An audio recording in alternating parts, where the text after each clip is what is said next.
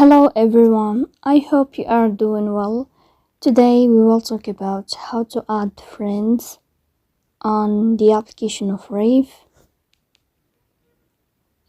Just follow me step by step. In the first, we will go to this window of Rave as you see and we click here.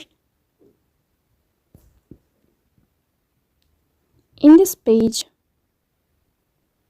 you will go to this sign here. As you see, you will find this sign of friends.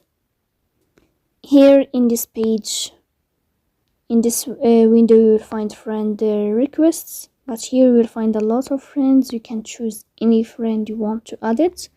For example, I will click here in this sign, and as you see here, we will wait until this friend accepts your request to add you on the application of Rave.